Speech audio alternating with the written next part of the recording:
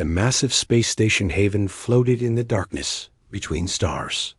It was home to 5 different alien races who had lived together in peace for 300 years. The station looked like a giant metal flower with long arms stretching out into space. Each arm housed a different species, all working together to keep their shared home running. Captain Rex of the Corvani Defense Force stood on the command deck. His blue skin grew pale as he watched the enemy ships approaching on the main screen. The Corvani were tall beings with 4 arms, known for their skill in building things. But they were not warriors. How many ships? Rex asked his officer, a small furry creature named Pip from the Velen race. 50 warships, Captain. The Dark Fleet has finally found us, Pip replied. His voice shook with fear. The Dark Fleet was the most feared force in this part of the galaxy. They were pirates, but worse than that. They didn't just steal. They destroyed everything they touched. No one who fought them ever survived to tell about it. Rex pressed the emergency button. Red lights flashed throughout the station. The alarm echoed in every corridor. All citizens report to safe zones. This is not a drill. Ambassador Tor of the Melody race entered the command center. The Melody looked like tall plants that could walk and talk. They were the wisest of all the races on Haven. Have we sent the distress signal? Tor asked. To whom? Rex laughed bitterly. The Galactic Council is 10 systems away. They would take weeks to arrive. The trading ships that visit us have no weapons. No one will come. Outside, the Dark Fleet ships formed a circle around Haven Station. They were black as space itself, with red lights that looked like angry eyes. The largest ship, the destroyer called Nightmare, moved forward. A harsh voice came through the communication system. Haven Station, this is Admiral Kron of the Dark Fleet. You have 1 hour to surrender. Give us all your resources, your technology, and half your population as slaves. Refuse, and we will take everything and leave no survivors. The command center fell silent. Everyone knew what this meant. Even if they surrendered, many would die. The Dark Fleet never kept their promises. We must fight, said Wing Commander Buzz, an insect-like Zenti warrior. The Zenti were brave but small. Their ships were fast but had weak weapons. With what? Rex pointed at their defense screen. We have 20 small fighters and the station's shields. They have 50 warships. Each one could destroy us alone. Tor closed his large eyes. Then we must accept our fate. Perhaps if we surrender, some will survive. No, Pip jumped up. I've heard the stories. The Dark Fleet left the Omega colony in ruins. They surrendered, and still everyone died. Rex looked around the room at his officers. Each face showed the same despair. They had sent distress signals to anyone who might hear. But space was vast and dark. Who would risk their lives for a small station like Haven? The timer on the screen showed 45 minutes left. Sir, the communication officer, a young Corvani named Tell, spoke up. I'm detecting something strange. A signal from deep space. It's answering our distress call. Who is it? Rex asked, allowing himself a moment of hope. Tell worked at his console. The signal is old technology. Very basic. Wait. I'm translating. It says, Haven Station. This is Earthship Thunder. We hear you. Hold on. We're coming. Earth? Tor's leaves rustled in confusion. I've never heard of Earth. Rex searched his memory. Humans. I think they're called humans, new species. Just achieved space travel 50 years ago.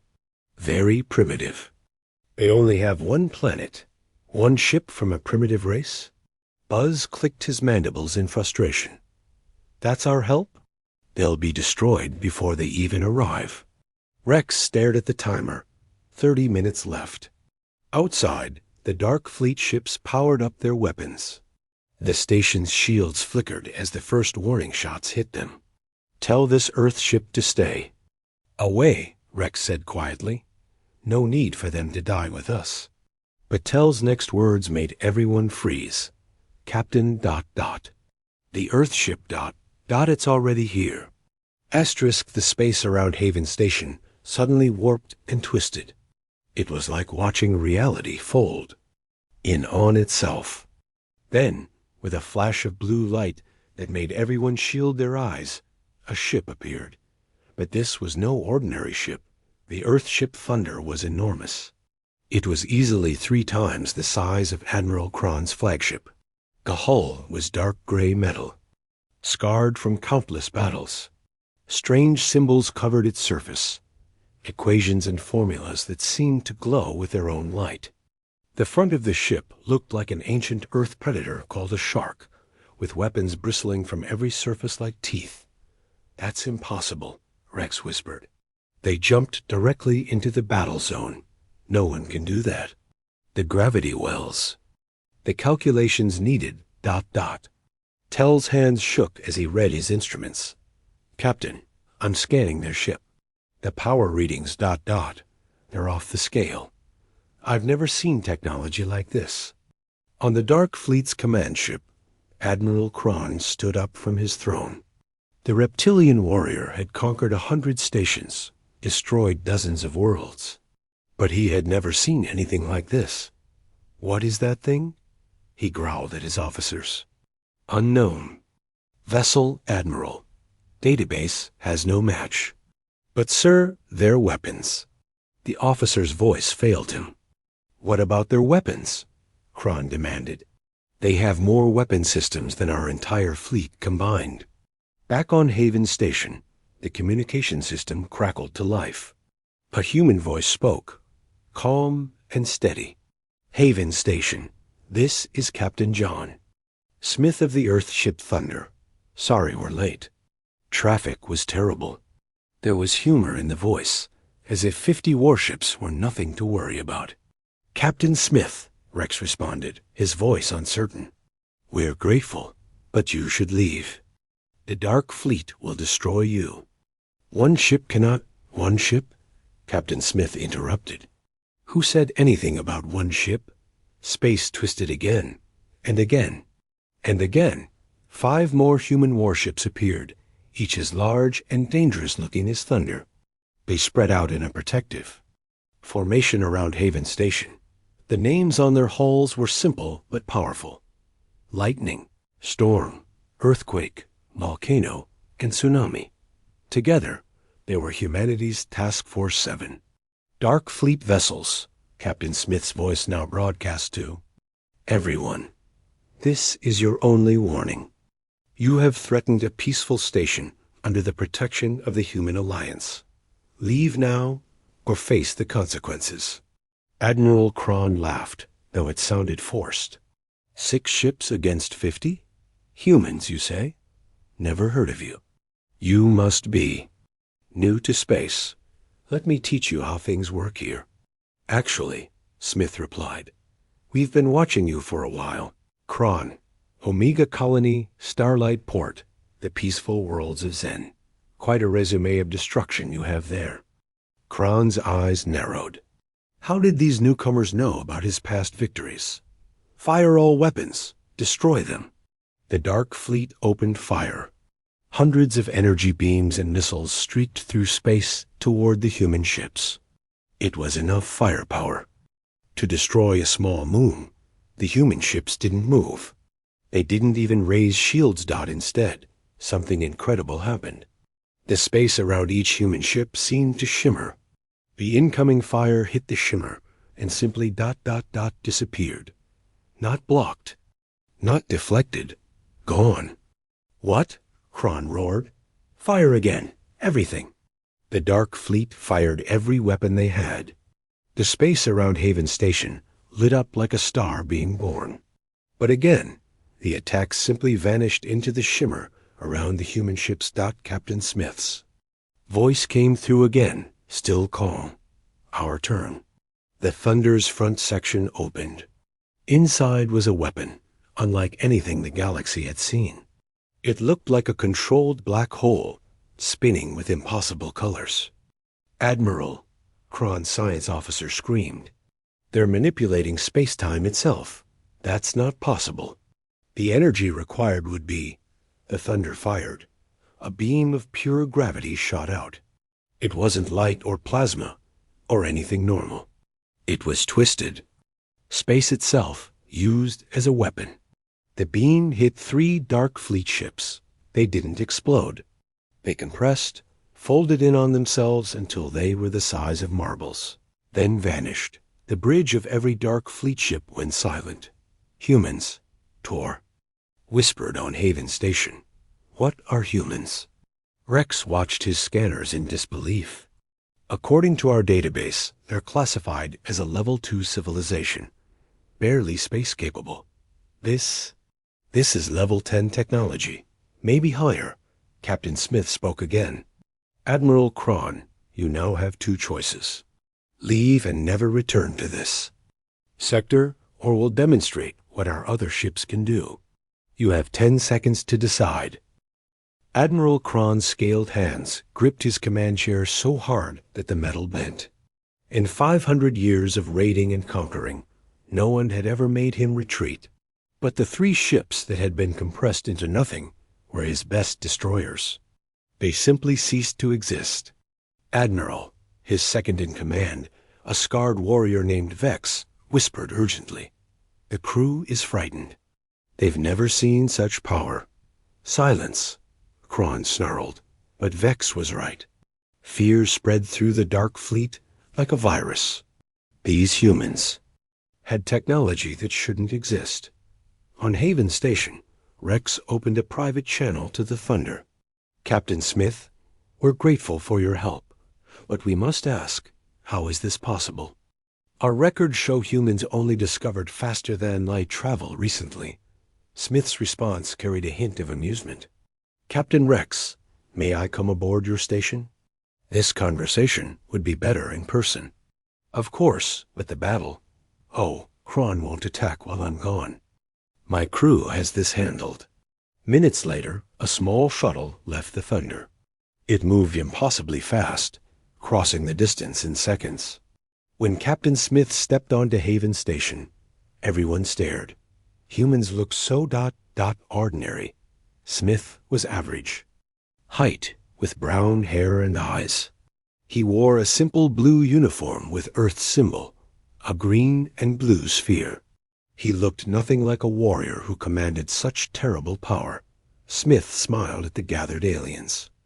"I know what you're thinking. We don't look like much, do we?"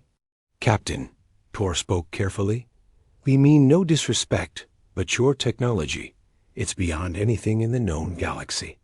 Smith nodded. "Let me tell you a story. 50 years ago, we discovered FTL travel. We were excited to join the galactic community. But when we sent our first ambassadors out, do you know what we found? The room was silent. War. Endless war. The strong preying on the weak. Pirates like Kron destroying. Peaceful worlds while the Galactic Council did nothing because it was too far or too expensive to help." Smith's friendly face turned serious. "We realized something important.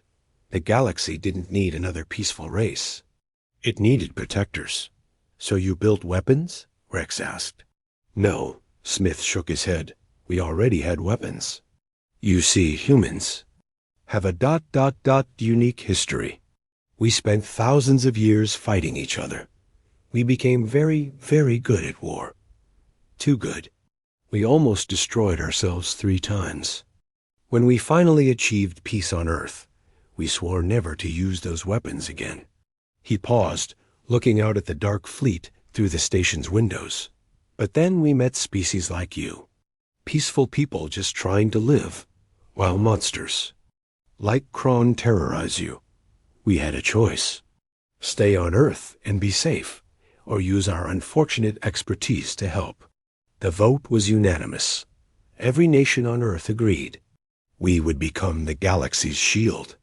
Buzz clicked his mandibles in confusion. "But your technology level, The database says Smith laughed. Oh, that. We may have understated our abilities when we filled out the Galactic Council survey. Didn't want to scare anyone. The gravity weapons? We developed those for mining asteroids. The shields that absorb energy? That was for surviving near stars while collecting solar power. We just repurposed peaceful technology. Peaceful technology? Rex pointed at the compressed remains of the dark fleet ships floating in space. Well, Smith admitted, we made some modifications. Suddenly, alarms blared. On the screens, 30 more dark fleet ships appeared. Reinforcements. Admiral Kron's voice boomed through space. Humans! You surprised me, but now you face the might of the entire Dark Fleet. 80 ships total. Surrender your technology, or be destroyed. Smith sighed and touched his earpiece. Thunder, this is Smith. Activate Protocol 7. Protocol 7? Rex asked nervously. Smith smiled sadly. We really hoped we wouldn't have to use this. We call it the mirror box. The 6. Human ships moved in perfect synchronization. They formed a hexagon around Haven Station and the Dark Fleet. Then something extraordinary happened. The space between the human ships began to shimmer and solidify, creating walls of twisted space-time. In seconds, the entire battle area was enclosed in a massive cube of warped reality. What is this? Kron demanded. Smith's voice echoed through space. You're trapped in a pocket dimension, Kron. Nothing gets in, nothing gets out. You have two choices. Surrender, or we collapse the pocket. Your ships will be fine. You'll just be elsewhere. Forever. Asterisk inside the mirror box. Reality worked differently. The stars outside disappeared, replaced by swirling colors that hurt to look at. The Dark Fleet ships tried to escape, but their engines only made them spin in place. Even their communications to the outside universe were cut off. Admiral. Kron's pride finally cracked. His crew was panicking. Some ships were firing randomly, but their weapons just bounced around inside the box, like light in a mirror. One ship accidentally hit another, causing real damage. They were more dangerous to each other than the humans were. This is impossible. Kron muttered. No species can manipulate dimensions. The energy alone would require a star's power. His science officer, young and terrified, spoke up. Admiral, their ships ... Each one has 3 miniature stars inside. They're using them as power sources. 3 stars? In each ship? Kron felt his scales turn pale. That's insane. On Haven Station, Captain Smith was explaining more. To the amazed aliens, you have to understand, humans are different. We're not stronger than you, or smarter. But we have one trait that's unusual in the galaxy. What trait? Tor asked. We're absolutely insane by galactic standards, Smith sighed cheerfully. Who else would look at a star and think, let's put that in a bottle and use it as a battery? Who would discover how to fold space and immediately think, this would make a great prison? Humans see the impossible and ask, but what if we tried? Anyway, Rex was fascinated. Your entire species thinks this way? Pretty much. We had a scientist once who split an atom just to see what would happen. Nearly blew up the lab. We went to our moon using computers less powerful than what you'd find in a child's toy today. We're stubborn, curious, and we really hate bullies. A communication came through from the Thunder. Captain, Admiral Kron is requesting negotiation. Smith stood up. Finally, put him through. Kron's image appeared on the screen. The mighty Admiral looked defeated. Human Captain, I wish to discuss terms. Terms? Smith raised an eyebrow. The terms are simple. You and your fleet will surrender. Your weapons will be destroyed. Your ships will be converted to cargo vessels. Your crew will be taken to Earth for something we call rehabilitation. Rehabilitation? Kron spat. You? Mean prison? No, Smith said patiently. We mean teaching you how to be productive members of society. How to build instead of destroy. Many of your crew probably joined you because they had no choice. We'll give them one. And if I refuse? Smith shrugged. Then you stay in the mirror box. We'll drop it into deep space and forget about it. You'll have plenty of time to think about your choices. About 1 billion years, actually. That's how long the pocket dimension will last. Kron was silent for a long moment. Around him, his bridge crew looked at him with pleading eyes. They didn't want to spend eternity floating in nothing. I accept your terms, Kron said, the words like poison in his mouth. Good choice, Smith smiled. Thunder, begin disarmament procedures. The human ships sent out thousands of small drones. They swarmed over the dark fleet ships, removing weapons with surgical precision.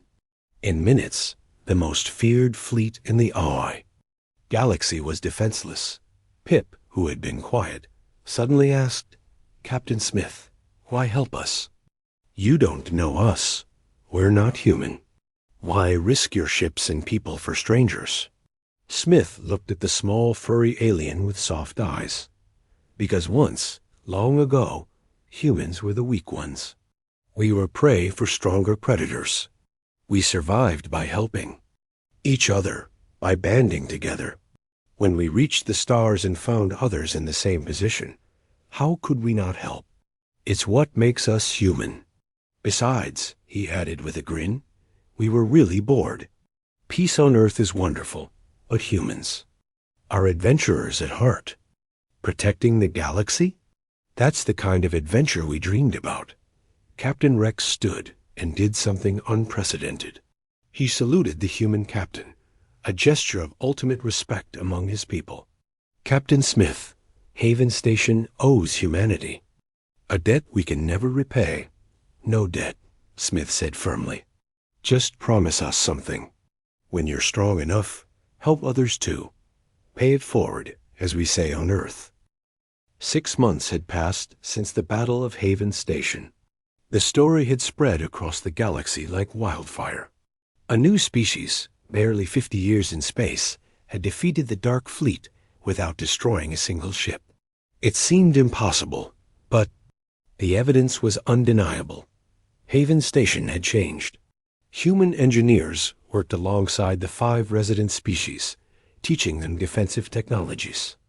The station's shields could now withstand almost any attack. More importantly, Haven had become a symbol of hope. Rex stood in the new command center, watching as another refugee ship arrived. Word had spread that Haven was under human protection, and desperate people from across the galaxy came seeking safety. Another 100 refugees from the outer reaches, Tell reported. The savage clans are raiding again, Rex nodded. Send them to Bay 5. Tor's people have prepared accommodations. The door opened, and Captain Smith walked in. He'd been visiting regularly, helping to coordinate the station's new role as a safe harbor. How are things, Rex? Busy, Rex admitted. But good busy. We're saving lives instead of just surviving. Smith smiled. I have news. The Galactic Council wants to meet. Humanity formally. They're very interested in our technology. Will you share it? Some of it. The defensive systems, yes. The weapons. Smith shook his head. Not yet. The galaxy needs to prove it can handle that responsibility. A sudden alarm interrupted them. Tell's eyes went wide. Captain, we're detecting a massive fleet approaching. 200 ships. They're flying human flags, Smith chuckled. Right on time. Rex, meet Earth's second fleet. They're here to establish humanity's first permanent base outside our solar system. We're asking permission to build it near Haven. Rex was stunned. 200 ships? How many ships does Earth have? Currently? About 3,000. We're building 50 more each month. 3,000? Rex's voice cracked. But you only have one planet, one very determined planet, Smith corrected. When humans unite for a common cause, we're quite productive. Every nation on Earth contributed. Even our children held fundraisers. To help protect the nice aliens. Tor entered the command center, his leaves rustling with excitement. Captain Smith, I've been reading Earth's history. Your species went from first flight to landing on your moon in just 66 years. That's remarkable. We're impatient, Smith admitted. We don't like waiting. When we see a problem, we want to fix it now. Outside, the Second Fleet took position around Haven. Each ship was massive, armed with the same impossible technology. As thunder. But these ships also carried something else. Builders, teachers, doctors, and scientists. Humans ready to help the galaxy grow stronger. A message came through from Earth. Smith opened it on the main screen. It was from Earth's United Council, addressed to Haven Station. To our friends at Haven Station, the message read, Earth formally offers you an alliance. Not as protectors and protected, but as equals. Together, we can build a galaxy where no one needs to fear pirates or conquerors, where the strong defend the weak, where peace is possible. Will you stand with us? The command center fell silent. This wasn't just protection. It was partnership. Rex looked around at his fellow officers. Pip nodded eagerly. Buzz clicked his agreement. Tor's leaves rustled with approval. The decision was unanimous. Captain Smith, Rex said formally, Haven Station accepts Earth's offer of alliance. We stand together. Cheers erupted across the station. For the first time in generations, they had real hope. Smith received another message. His expression turned serious. Rex, we're detecting dark fleet signals from 3 other sectors. Kron had brothers, and they're not happy about his defeat. What will you do? Smith's smile was confident, but not cruel. What humans do best. We'll give them a choice. Change or face the consequences. Most beings choose change when they realize the alternative. As the celebration continued, a small child from the Velen race tugged on Smith's uniform. Mr. Human, the child squeaked. Will the bad ships come back? Smith knelt down to the child's level. Maybe some will try. But you know what? Humans are very stubborn. We've decided the galaxy should be safe for everyone. And when humans decide something, we don't give up. Ever. The child smiled and ran back to his parents. Rex watched this interaction and finally understood. Humans weren't conquerors or warriors by choice. They were protectors by nature. They had learned from their own violent history and chosen a better path. The galaxy would never be the same. The age of unopposed pirates and conquerors was ending. Humanity had arrived, and they brought hope with them.